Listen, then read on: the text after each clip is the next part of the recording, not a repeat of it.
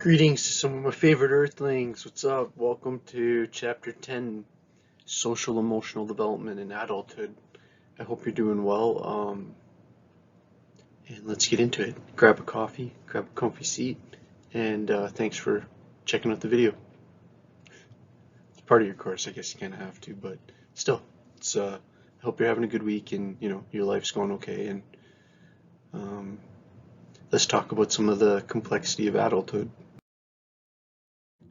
So one of the main points, let's put this up so that I can just rant for a sec.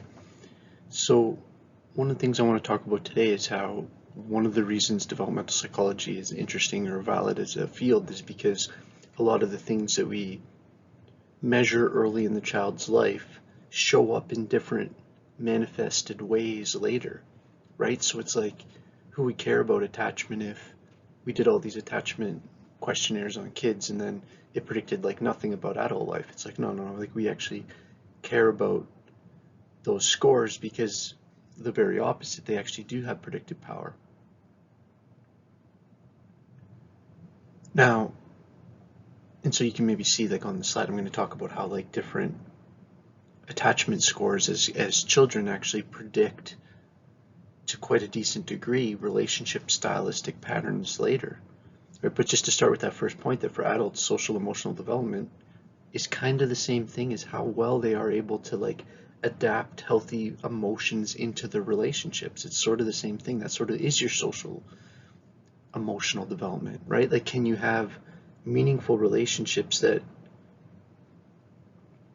are emotionally healthy? Right? And it's like that if your answer to that question is yes, like your life's in a decent direction.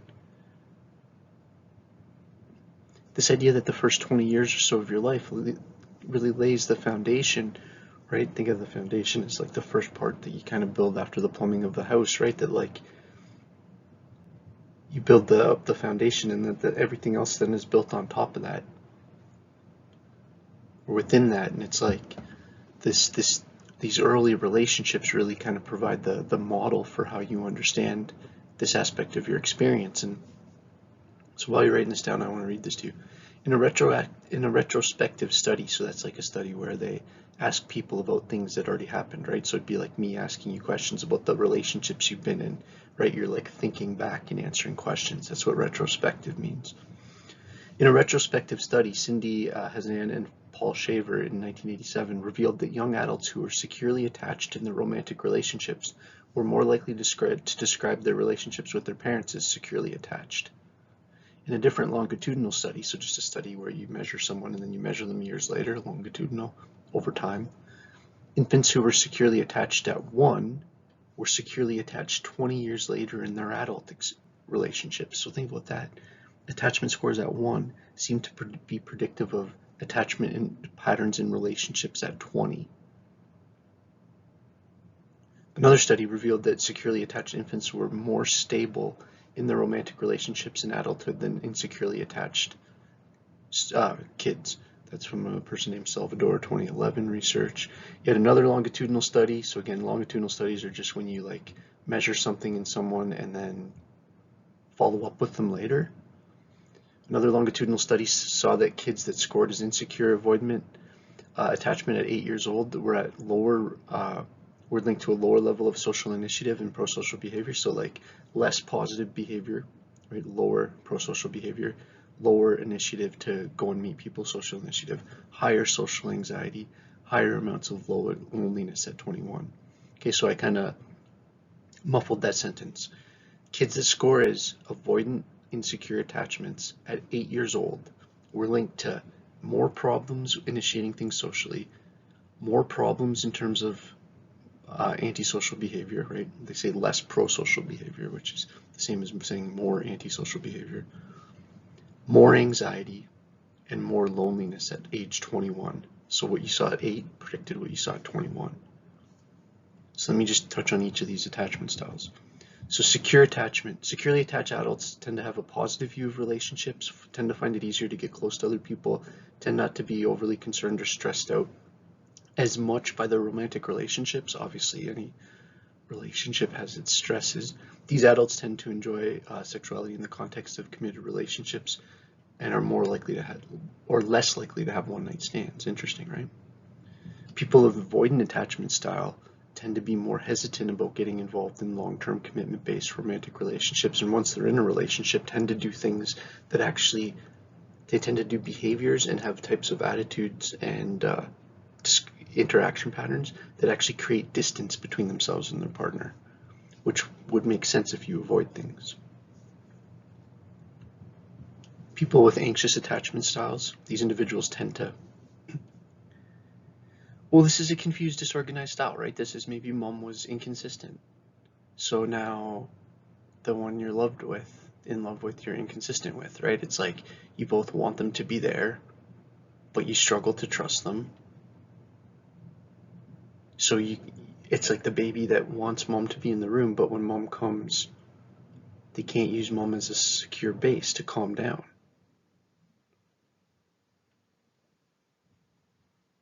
Individuals with anxious attachment styles, when they get older, tend to be more demand closeness but not trust, be more emotional, more jealous, more possessive. So all this is kind of trying to point at this idea that like early experiences, early relational patterns that you've established affect how your social world then plays out as an adult.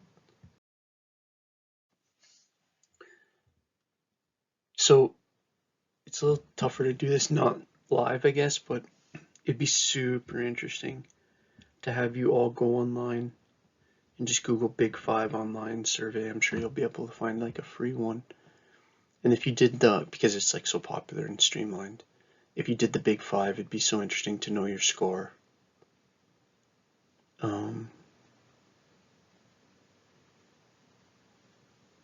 what the Big Five is really saying is that like, okay, well, what is personality? What does it mean to say that people have different styles of being people, different styles of emotional conduct, different styles of behavior, different styles of responding to things, largely?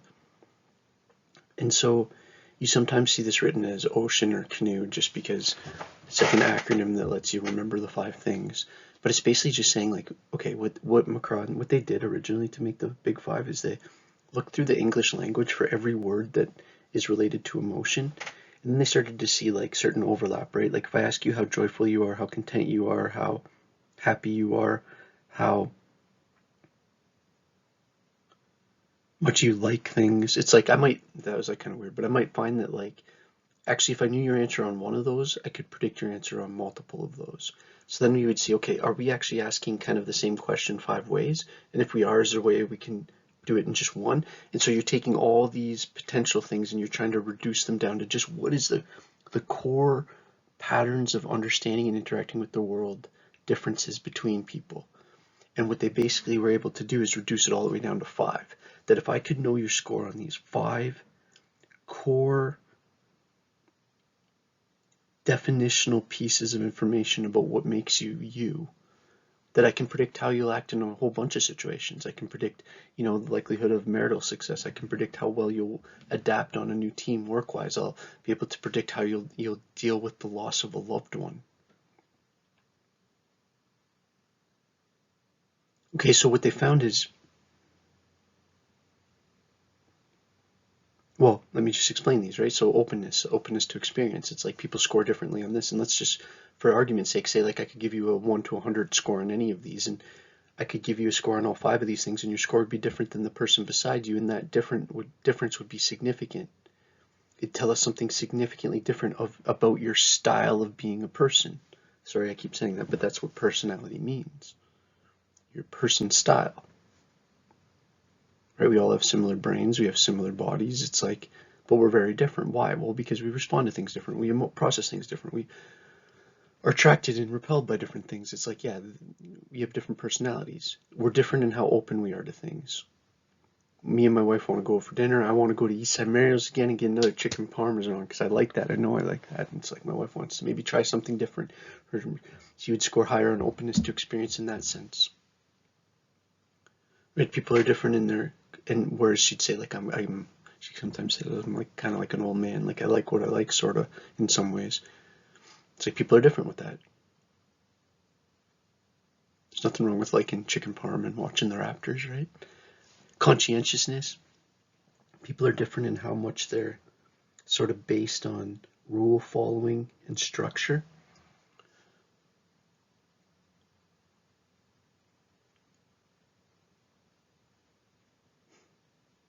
How disciplined they can be. I'm trying to reserve myself from making COVID-related comments, but COVID has shaped all this stuff, right? And okay, so let me hang on at that point. So extroversion, so like how much, that's a weird one, right? It's like, so say if you had a long day, it's like, what do you do after the end of a long day? Do you want to like go out with friends, which would be more of an extroverted thing, or like talk with your buddies and like do something social, or are you more like maybe like me who would want to like retreat to your basement and maybe read for a bit or watch a show or like do something to kind of decompress, which is more of like an introverted response. So one of the biggest ways of distinguishing the difference between an extrovert and an introvert is how do people recharge when they've kind of been spent.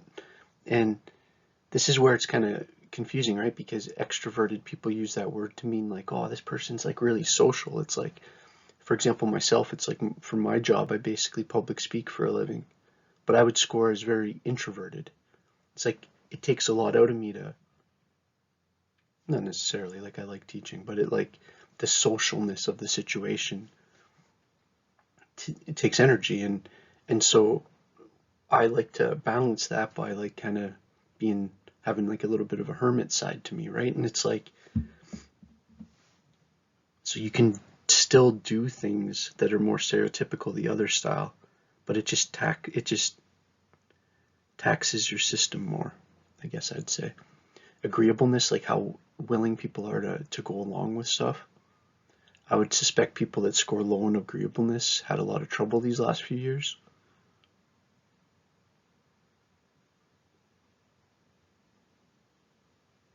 Especially people that would say like score high in conscientiousness and low in agreeableness, like they want to follow rules, but they don't want to follow rules that don't make sense. If that's you, that this has been a hard couple years. That's me. Neuroticism, and again, like neuroticism, sometimes people have made this argument we should call it emotional stability. Neuroticism sounds like a bad word, but that's just like people being, I think, a little bit too connected to the labels. Neuroticism is the correct word. Neurotic means, like in the beginning of psychology, there was psychosis and neurosis referred to basically what we would now consider things related to anxiety and worry and stress. And it's like, well, people are different in their tendency to deal with that negative emotionality. Okay, so there's like, but what I would say with like COVID and stuff is I bet you would see across the board raises in neuroticism scores, which is a bad thing. I would guess the N in that got impacted the most through COVID. So anyways, without getting too much into that, I'm 6.5 minutes in, all of a sudden my brain decides to bring up COVID. I really don't want to redo this slide, so maybe I'll just stop with this idea of like, okay, it's really this idea of if we could get your score on these 5 things, we could actually predict your behavior and your orientation towards a whole bunch of different situations. That's why it's 5 factors, there's 5 things. So I have this image in your PowerPoint. I would like recommend if anybody actually does the Big 5 and wants to like break down their score a bit, it kind of shows you how your different profile may be scored.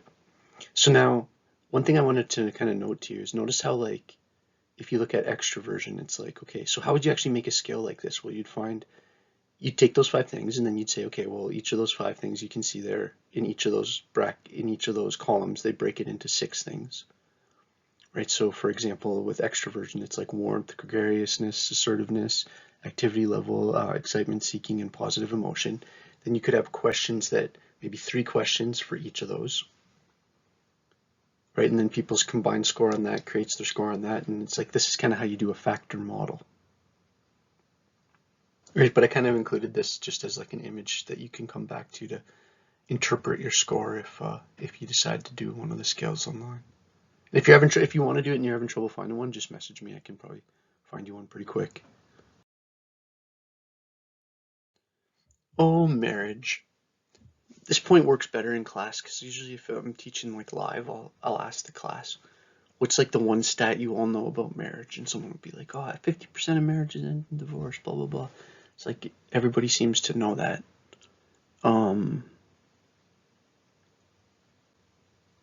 Which again, here's just my little quick side note. Be careful throwing away all the traditions of your ancestors. Then you'll be traditionless. People need customs.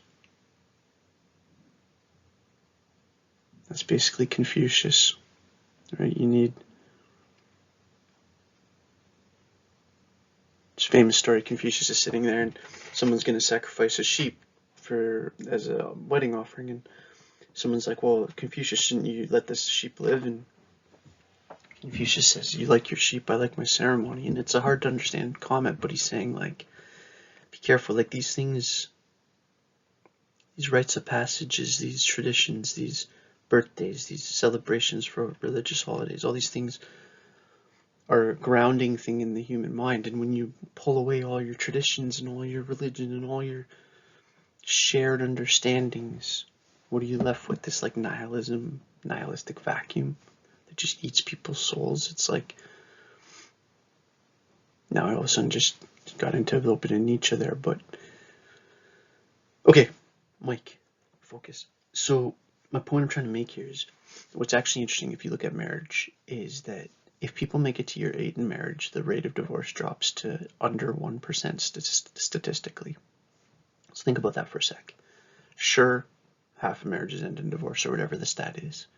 But if you actually look at the numbers, most of those are within the first year or two, right? And this is actually, I think, something that if you're wanting to get married and wanting to, share your life with someone, this should be good news.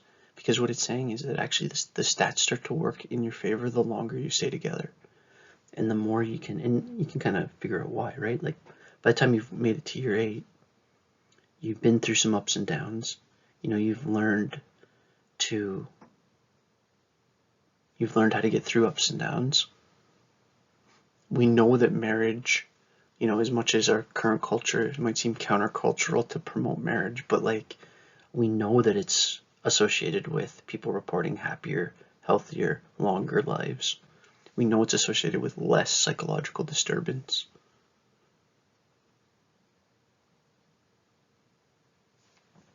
It was a goal of most of your ancestors, right? It's a relatively new thing to think of it as like, oh, it's just this corporate thing. And like, this is where we gotta be careful. Like, when you're critiquing it, are you actually critiquing weddings, or are you critiquing marriage?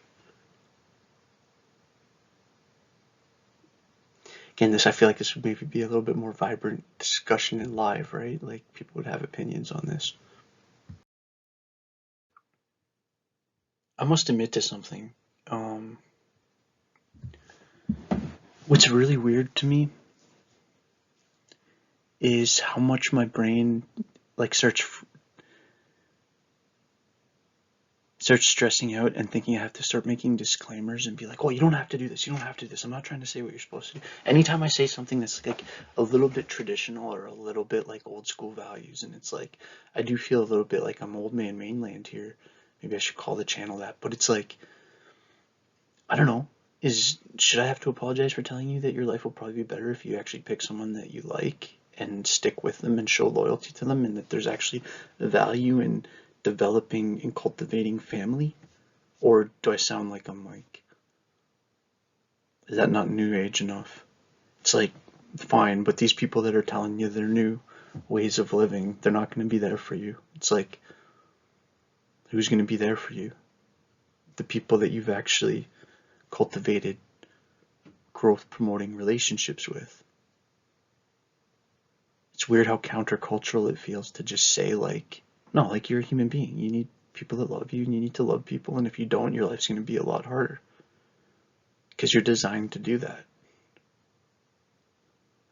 And Gottman, sorry, that was a weird rant, but I'm just trying to say like it is weird. Like, I'd almost feel less reserved if I was telling you like, yeah, you should date like a million people and like you should treat all that stuff super casually and not overly respect them or you and blah blah blah. It's like, fine, like, but don't ask me to comment on that from a psychology perspective, because the research is super clear that that's a great way to have all kinds of drama. live your life how you want, but the quality of the people and the healthiness of the relationships are two of the key factors in whether or not you're going to be happy long term. And to ignore that is at your own peril. Gottman suggests that there's actual principles to successful marriages, and he's saying like, okay, like yeah, people have problems. It's difficult, man. It's difficult like dealing with yourself sometimes, let alone like trying to be in a back and forth relationship with somebody for long term, when like and having to deal with the most serious types of things. One of Gottman's points though is he says, okay, fine. We'll start with that. We can start with that as a starting point, that like, yeah, relationships are hard, but we can't act like no one's ever had a relationship before. We can't act like we don't know certain things about relationships. So what he started to do was interview and talk to people who had been married for long periods of time and ask them like kind of what their secret is, and start to compile and start to notice that there's actually like a lot of similarities to what people say. It's like that first one of you need to establish a love map. And if you were to Google what Gottman's love map idea, he's basically just saying that when you've been with someone for a long time, you've covered a lot of same territory. It's like me and my wife have been on a lot of the same vacations. We were both there when our kids were born. We were both there for, these other key, we obviously were both there for our wedding. We were both there for these like key things that we went through together. It's part of the story of our lives, and the story of my life and her life overlap in all these places. And this is kind of what he means by this love map. It's like the story that is the story of you too matters, and it's like the quality and healthiness of that story is important for long-term success, right? We're talking about principles of success. What's the story of the relationship within the relationship? How much is there nurturing and fondness of each other? Right? Of course, everybody's going to annoy everyone sometimes. Turning towards each other. Here's an interesting thing in a predictor of divorce is how much eye rolling there is in the relationship.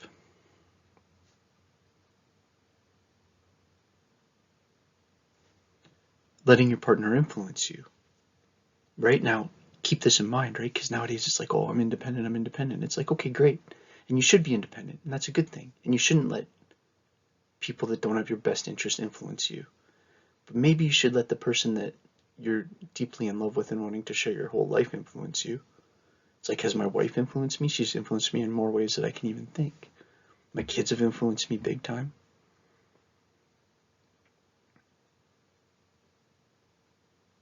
And this idea of creating shared meaning, that like you start to have your own kind of traditions and your own things. Right, and I guess what I'm trying to say is there's like, this is like kind of the flavor of the social emotional layer of experience for people that tend to have successful long-term relationships. And notice like the couple in the picture, like an older couple, but notice I haven't said anything about like the specific demographics or the specific characteristics of the partner or the specific whatever. It's like, no, it's like, what's the quality of the psychological bond? How healthy is it? How authentic is it?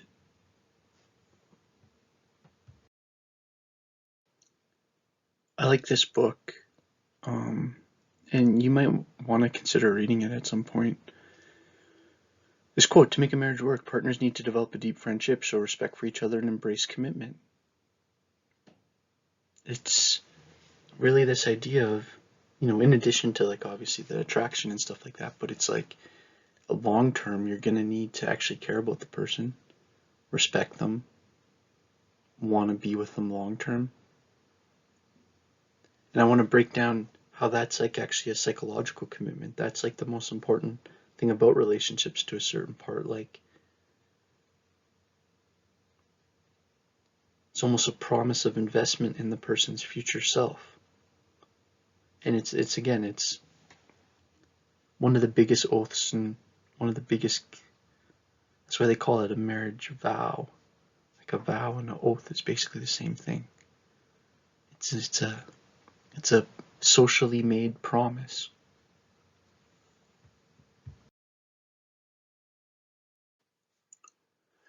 Okay, so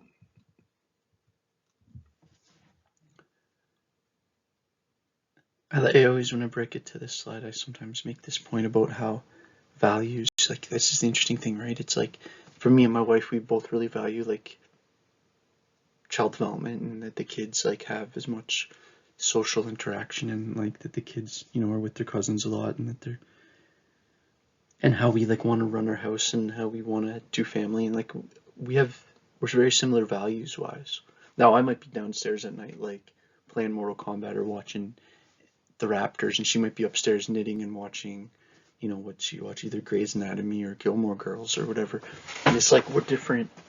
We have different interests, right? It's fine that we have different interests, but we have similar values, and that's the key thing, right? It's like, when we look at successful long-term marriages, it's when people tend to have close values. It's like, your interests can be different. You're obviously different people. You actually probably want a little bit of difference of interest, so you don't make each other crazy just constantly always doing the same thing. You want a bit of your own thing, I think, at least. There tends to be more divorce in scenarios where there's a lot of neuroticism, which sort of makes sense, right? When there's a lot of, it can be dissatisfying for the other partner when the person that you're with is, you know, constantly being overwhelmed by negative emotion. So that's something that, if you score high in neuroticism, to pay attention to and to work on.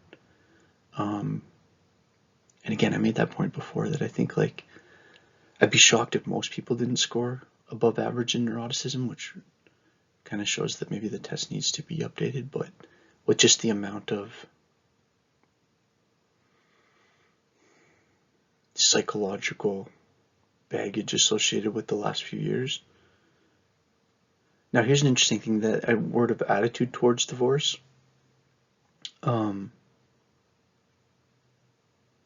This is a kind of interesting, quick, easy study. It's like, you ask people when they get married, how open are you to divorce, or how against it are you? Like, are you somebody that, like, unless it's super extreme, you could never consider a divorce? Or do you basically, if things aren't working, you view divorce as like a, you know, maybe it'd be tough, but you view it as more like socially acceptable? Like, how acceptable do you see it as?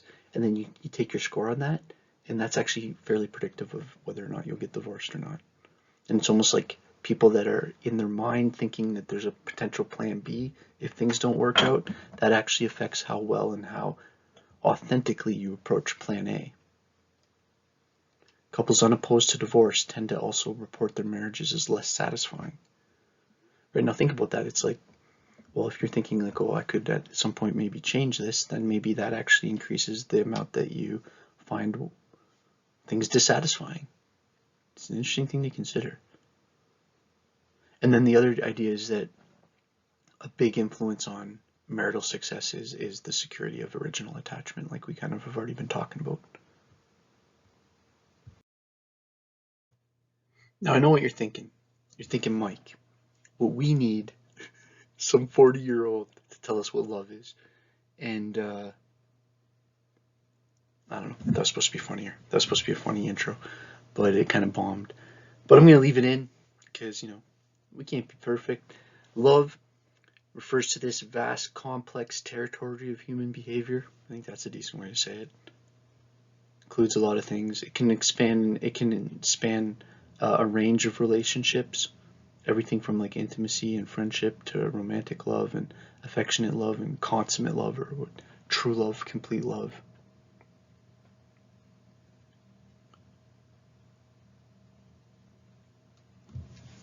Okay, this word intimacy is often associated with love. You've heard it before, right? This idea of, and one of your assignments coming up is going to ask you to think about this idea, right, from an Erickson perspective. If he says that, like, a lot of you are in your early 20s, you would say that this is your primary task right now. It's not, your primary task isn't dating. That's not what he's saying at all. He's saying your primary task is looking at your social world and assessing the healthiness of the relationships in it, and committing to trying to develop deeper, healthier relationships with people as a primary way of assuring like kind of long-term psychological health. Teens have this increased need for intimacy as they engage in the essential tasks of developing their identity and then establishing their independence from parents. And then that's coming right before, right? That's the teen stage of Erickson's model. And then you're in early adulthood, and it's like, okay, well, now how does this identity that you've developed, how does it fit into the social world? Who are you in relation to?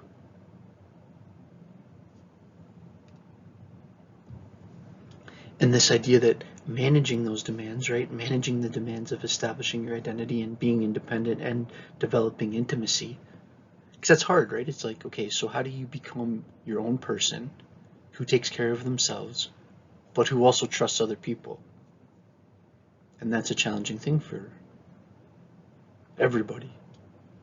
But it kind of rears its head in early adulthood, because now you're being asked to be your own person, but also trust people at this deepest level, right? If we're talking about personal relationships. Right, and Erickson calls that the central task of adulthood from a psychological and social development perspective. Remember, his model was called psychosocial, that your psychology emerges through this interplay between yourself and your world, nature, nurture. So if you look at this, I thought you'd find this kind of interesting, because this is another example of, if you haven't heard me say this yet, psychologists tend to like their models. This is Sternberg's attempt to try to make his whole model on one page, and he's trying to make this point that consummate love, or complete love, includes these three things, right? And it includes intimacy, it includes passion, and it includes commitment. And then he says that, like a lot of other types of relationships we can get into, can be characterized as lacking one of these three things. Remember, this is maybe one of the major guys in sort of developing what's eventually going to become like marriage counseling, but trying to look at the psychology of relationships, because he would find that a lot of times partners that were struggling in one of these key areas. Either the intimacy was gone, or wasn't there, and there wasn't trust, or so this is like the blue, there wasn't that emotional closeness, or maybe it's in the red, that they've been together for a long time and the passion's not there. And passion involves both like the sexual desire, but also the like wanting to be with the person when you're not with them, the longing for them. And the commitment is, well, commitment, long-term promise to the person. I was trying to just define the word commitment without using the word commitment. You know what that word means. But commitment is a psychological variable. And he said you could have like this, what you would call like, almost like, okay, you could just have passion. You could have pure passion, and you would call that infatuated. You're infatuated with this person, or maybe you're like passionate about them and you really hit it off. You're really close, but there's no like commitment. It's like a fling kind of, but you'd call that romantic love. Then there's like liking, where there's just the intimacy. You kind of bond with that person. Maybe the passion's not there. Maybe the commitment's not there. Right? Just commitment, that's like empty. He calls that empty love. That's like kind of the hardest one to imagine, where you wouldn't be attracted to someone or close with them, but you'd be committed with them. I guess maybe in like an arranged marriage. That's actually probably a pretty good example. Facious love or fake love is like when there's the commitment and the passion, but no depth, no psychological depth. Like I did all of them, right? So he's kind of saying this idea that oftentimes problems people are dealing with in a relationship is when that's not a complete triangle.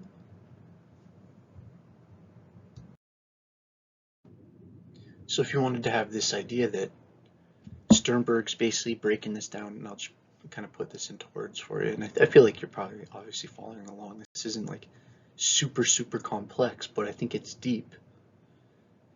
He's saying that love,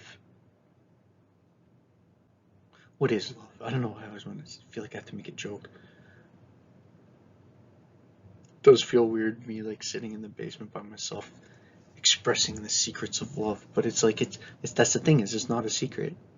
There's no secret to love. It's like it's difficult to stay connected to someone long term. You have to work on keeping things, you know, fresh and exciting, and doing new things, and not just treating them like a coworker if you have kids. And that's like the passion piece of like trying to keep things fresh and trying to keep the relationship deep and keep engaged in an intimacy level, and at the same time like maintain loyalty and dependency, and being dependable, not dependency, I didn't mean that word.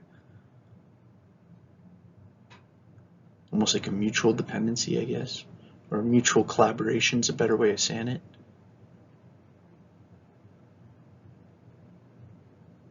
That emotional quality contributes to relationship quality. At a certain point, you're like, yeah, no kidding, right? Like that.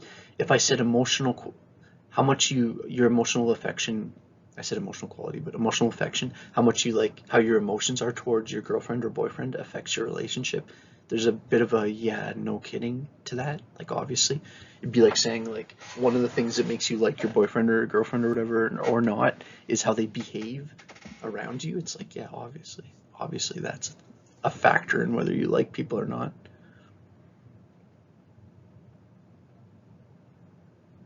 But he's saying like there's these kind of three core characteristics, these three core components. Components is a better word, because components means like parts of a bigger thing. Co-parts, components. I wonder what the Latin, I'm just freestyling right now, but I wonder what the actual breakdown of what the word component means. But you can see the word co like two, and you can, or combined, and combined parts.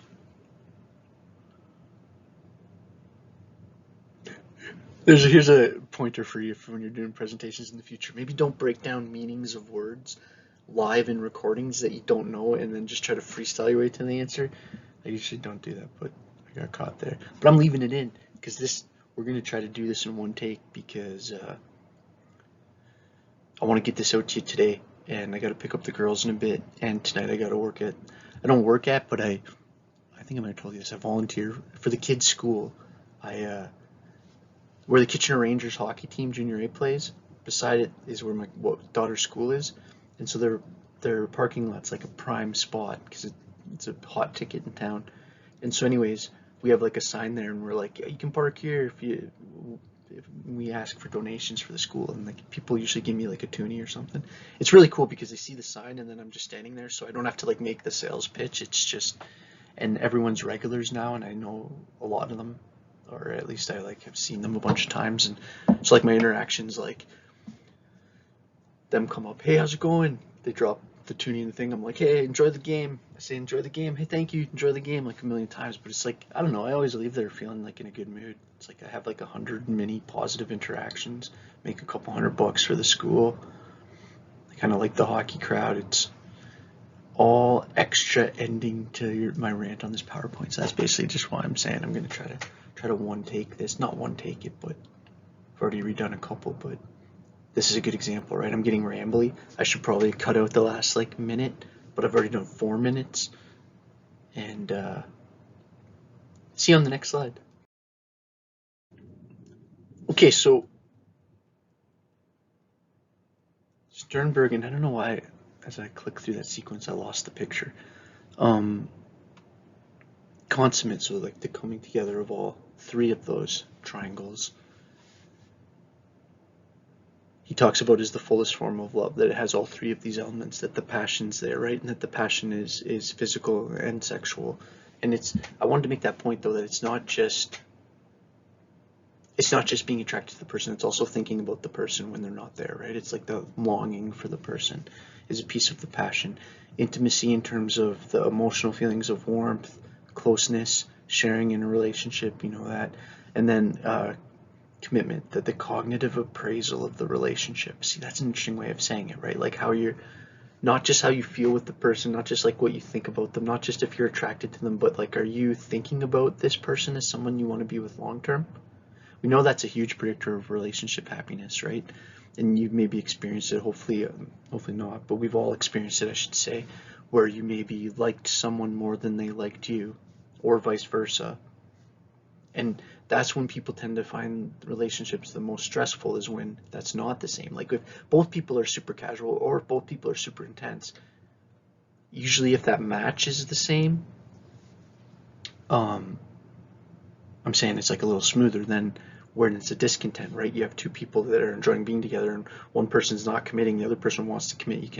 It's like basically the theme of a lot of movies. You can think of scenarios like that and probably quite easily think of how that would be stress inducing, right? All right, so I'm just going to kill the camera for this one just so you can see the full picture. You look at this, right? And that model is actually, or that little like, I guess just picture is from the book, captures it pretty good, right? And it shows So the blue square being filled in shows it has it. So when you're talking about like infatuation, that's when basically it's just passion. Affectionate love, it's just the second two, right? So you can kind of see it kind of lays it out pretty nice, just in a different picture format. So infatuation, yeah, passion but low intimacy and commitment. Affectionate love, relationships where there's intimacy and commitment but not a lot of passion, right? So another way you can almost say that is like an emotional love. And then fascist love or facious love, or like not fascist love, facious love, or this idea of like passion and commitment are there but not the intimacy. So notice another way you could say that all of these are either 1 or 2 out of 3. They're not 3 out of 3, like consummate love.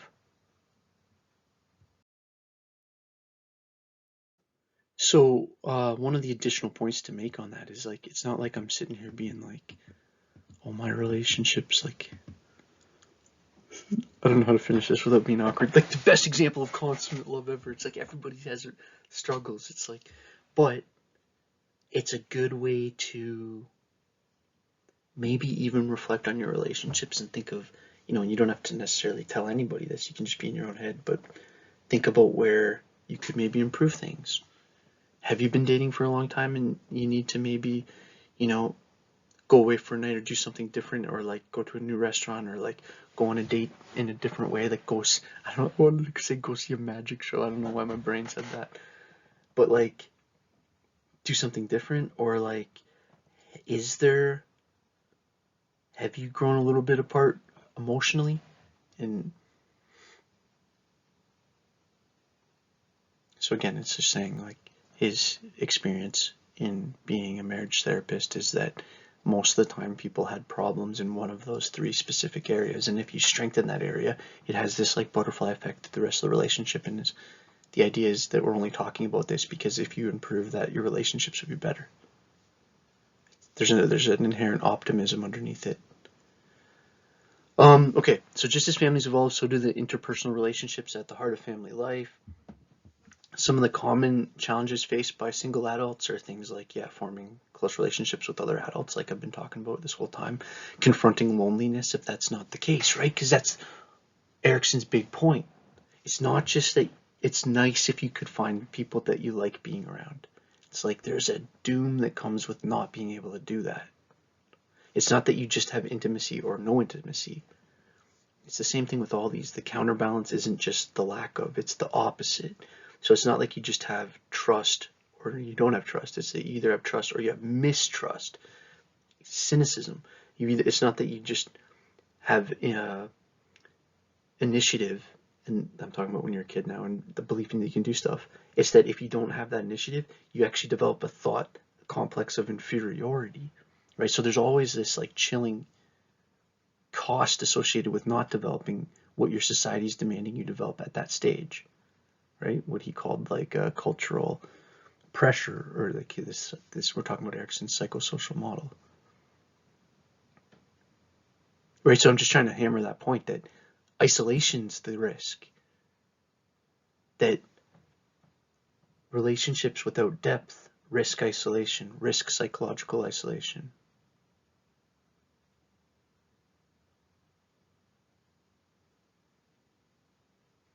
And then it says like, and dealing with this fact that society is sort of pressuring you towards marriage. I don't know if I'm like kind of questioning my own slide, which is weird, but I think you could make an argument that there's definitely an anti-marriage aspect of society, right? At least in terms of some things. Again, I'm not necessarily promoting I'm married, obviously, but I'm not trying to say like you need to get married. What I am saying though is that long-term relationship with someone that you actually care about and are deeply connected with, and your relationship isn't characterized by psychological isolation, is like one of the most important things for your long-term happiness.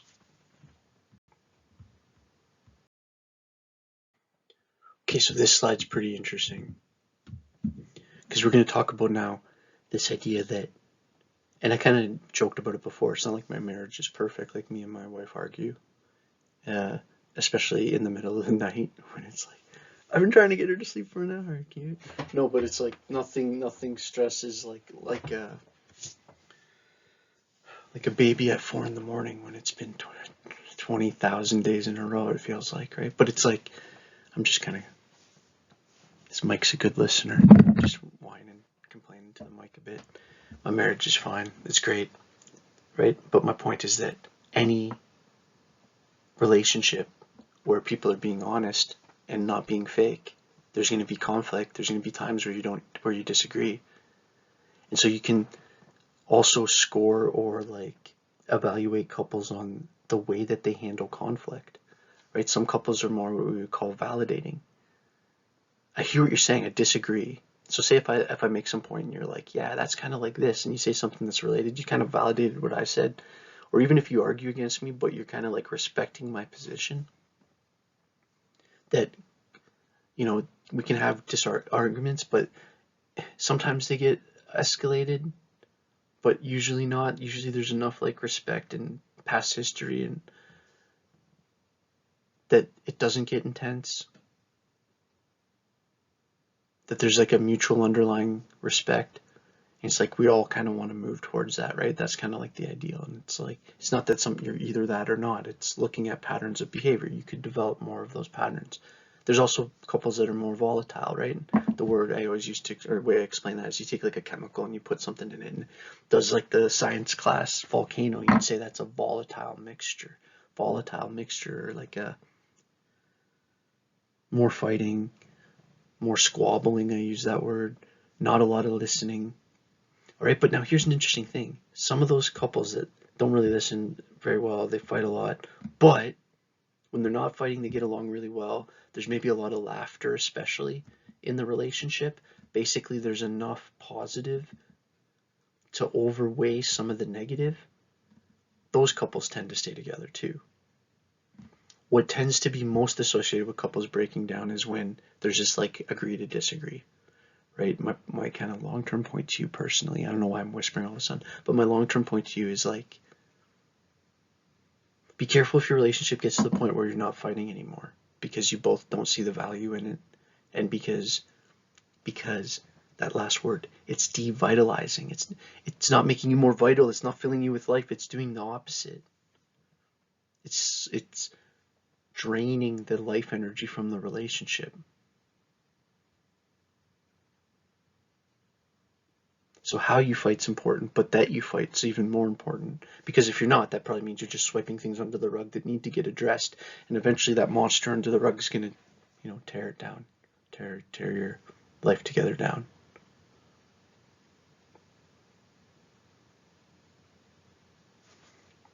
Again, I'm sorry if I'm talking like a lot about my relationship or like using weird examples. It's like, I'm trying to just make this content more than just, I don't want to just read slides to you, right? I'm trying to do my thing. You know who I am by this point. We're on chapter 10. You've seen me do this act before. Okay. I love you guys. Next slide. And so, and I know this, I try to, I've said this before, but I try to deal with difficult topics as gently as I can. And I know this is a big one because if it might have affected you, it might have affected your parents. Divorce, right? And divorce seems to be most likely in these kind of two specific scenarios, either where there's a lot of hostility and there's no room. It's very engaged, hot arguments, like hot and meaning like aggressive arguments with nothing kind of calming the storm, and in each other's face all the time. And I can imagine during COVID this must have been even more. Like if you were in a long-term relationship before COVID and you're still in a deep relationship with the same person, like hats off to you. It's like that wouldn't have been easy. And it doesn't matter what your situation was, just in general.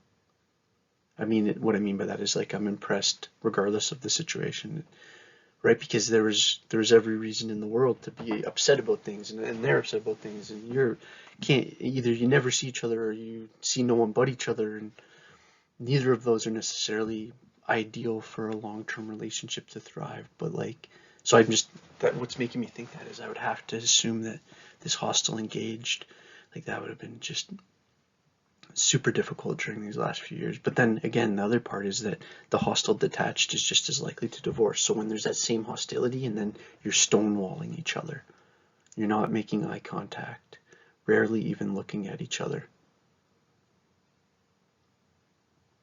We know that suicide, I meant to say divorce, I just read the word suicide on the slide there, that divorce is associated with higher risk of a whole bunch of problematic behavior, whether it's things like suicide, it's a Freudian slip there, because it's a pull away of the whole worldview to an extent, especially obviously I'm talking about in divorce, there's examples of really civil divorces and examples of absolute nightmares and everything in between. Right, all those things though, like whether you're talking about car accidents, the likelihood's going up, the bigger issue with self-harm and in extreme forms suicide, more loss from work, loss of time from work and productivity, more mental health issues like depression, all those are examples of things that are in their own way almost a signifier that your life's in a storm.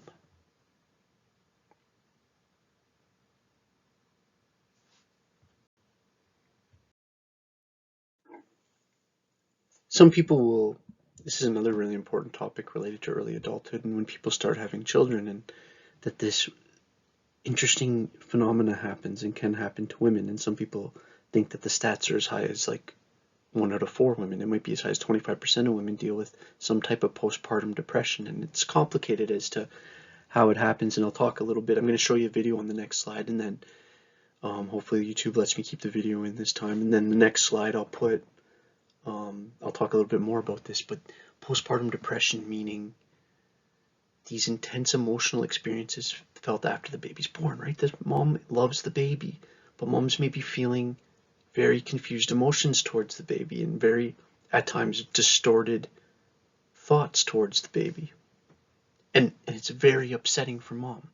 And we used to know very little about this, and now we know a lot about it, and a lot about the science of it.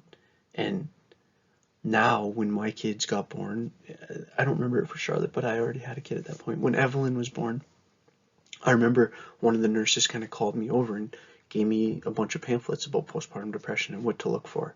Like if your wife starts saying like these kind of things, like starts like getting super negative about the baby or super regretful, or like there's like specific things you're kind of looking for, right? It's because her body just went through such an incredible process. It's like giving birth is it's one of these things that like just because it's so common we underestimate. It's absolutely mind-blowingly fantastic that human beings create other human beings. It's the essence of life. But there's a complicated biology with that, and complicated hormones with that, and complicated effects on mood with that.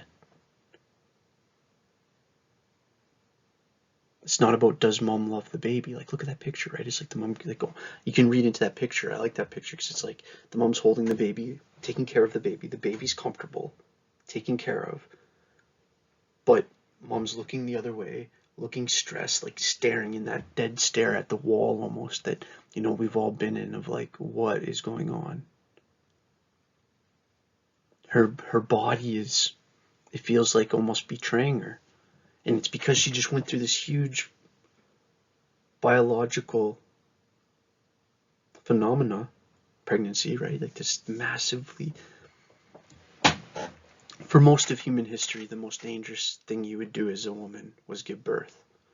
Our ability to keep moms alive through delivery now is really advanced, especially in a place like Canada.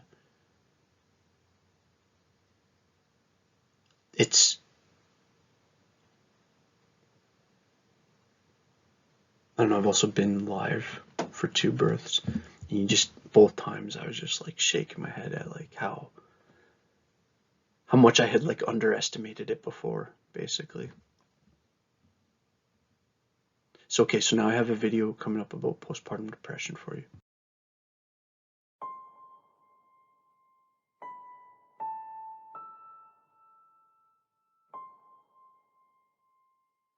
The child can be protected tremendously if the environment around the mother is supportive and protective and can compensate and connect with the baby and all that. That's certainly true. The problem is that depression tends to happen in people who tend to lack that support in the first place. Not uniformly. I mean, certainly Ray's situation, my wife's situation, would have been much more difficult without the really loving and dedicated support of her mother. That really made a big difference, especially in the absence of my support. And I'm sure that's true universally. But again, the problem is that things tend to be multi-generational. And where there is depression in a woman, that usually is not just a de novo response to the birth of the child. It's also a triggering of childhood stuff that began with her family of origin. So in other words, it's multi-generational. And that's why you see problems multi-generationally in families, which also means that women who get depressed, they may, but just as likely not, have a supportive family.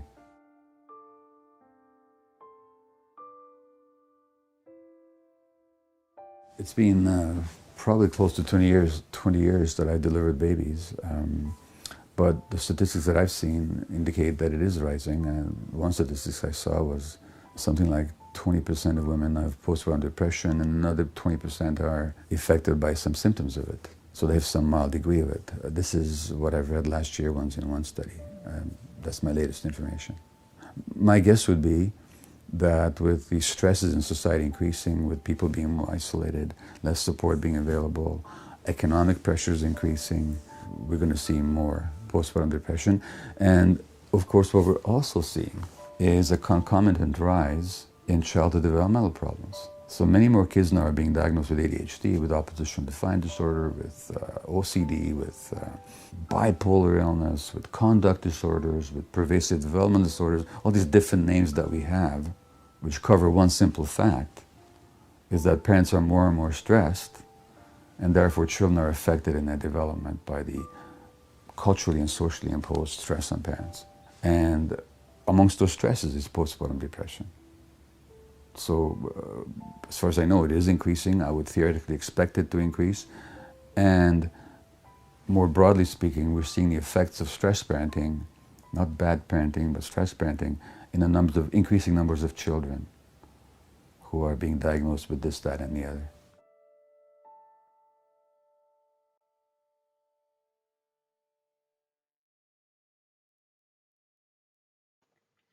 So the statistics on this are, depending on where you look, you find different things, but you can find anywhere from 10% of mothers, some people say, which would be like 1 out of 10 obviously, or 25%, which would be 1 out of 4,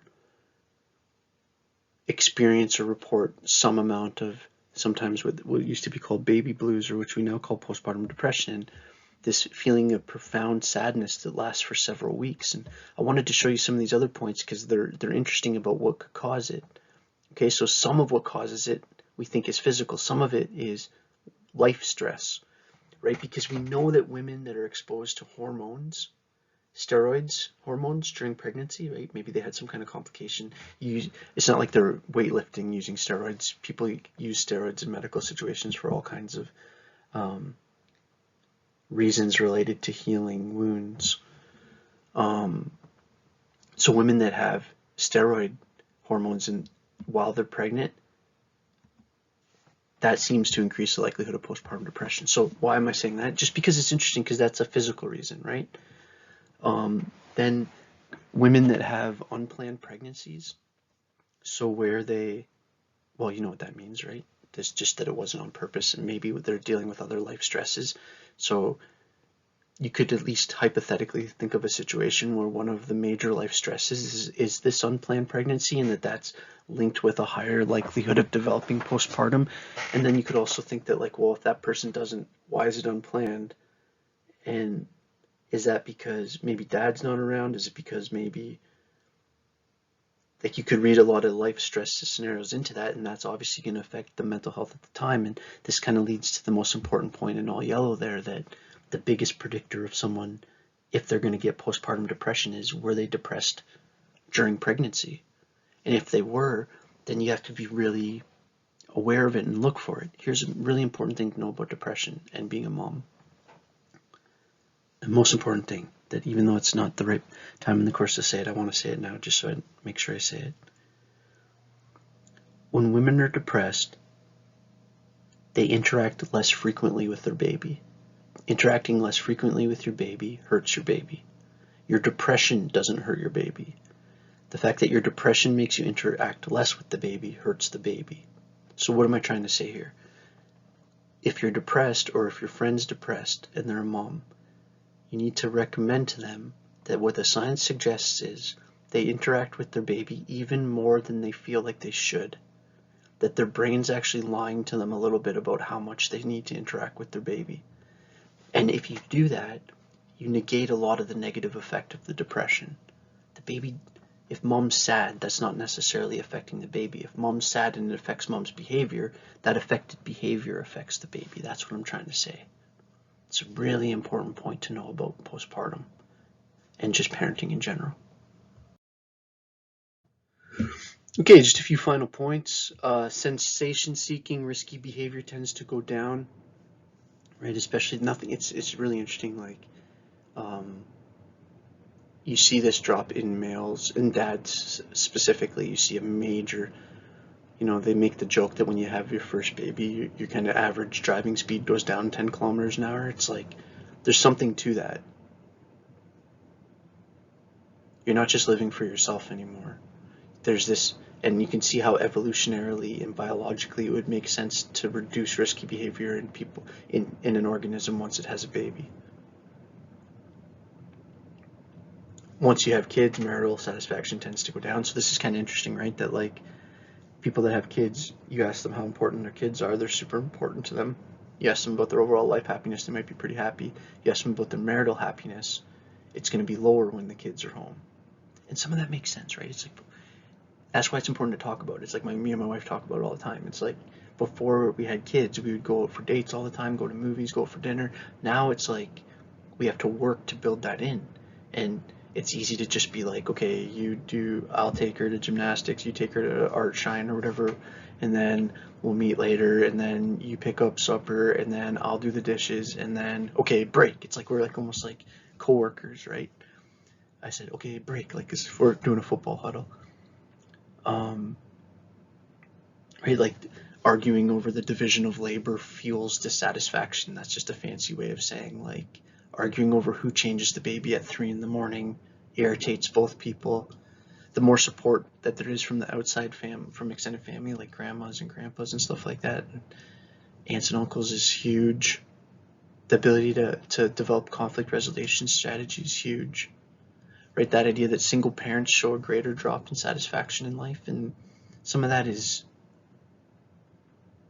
So this is really interesting, actually, if you look at it, because I use two different words there, right? I use marital satisfaction and life satisfaction. Those are two different scales. So it's like married people that have kids tend to report a dip in their marital satisfaction, but an increase in their life satisfaction. And when you're single, obviously there is no marital satisfaction scale, but it tends to be a decrease in life satisfaction. And you can kind of see why that would make sense just because of the amount of extra work and obligation. It's massive. It's hard with two people.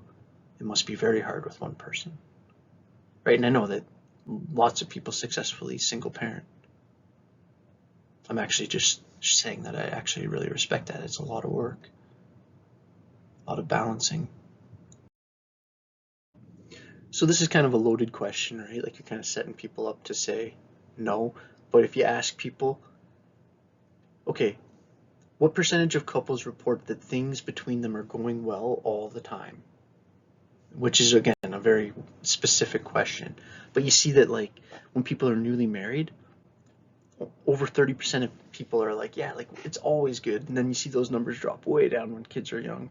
And then as they start to get older, and then you see that actually, interestingly, the scores go highest. And this is kind of what they find in more rigorous polling, is that people tend to report the highest marital satisfaction late in life.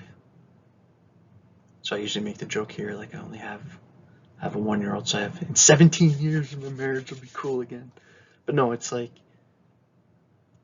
I think one way that you get through it, one way that you like make sense of it, is knowing, like, okay, it's not that like me and my wife like each other less, it's that we have more on our plates. And actually our ability to navigate that grows us closer.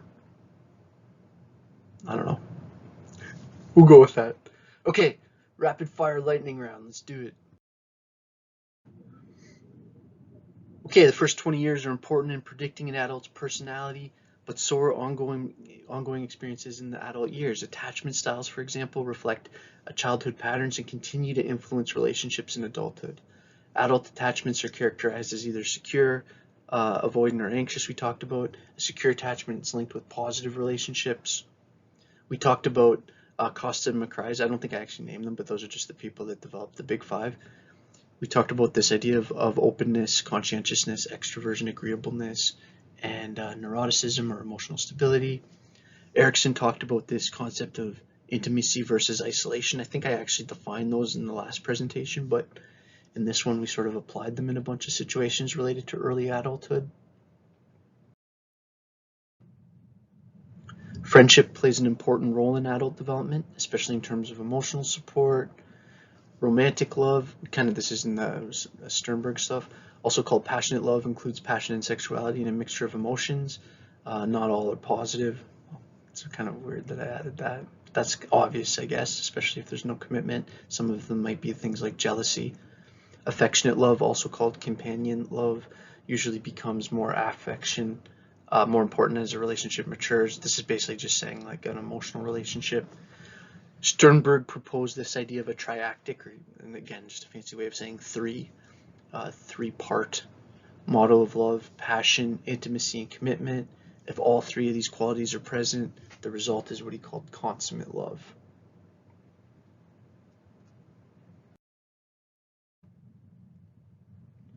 My friends, chapter 10 done. I hope you're doing all right. I hope you enjoyed that okay. I'm going to try to keep these presentations a little bit quicker. I know I made some like marathon 3-hour ones last term, but I also know that you're busy students, you got stuff to do.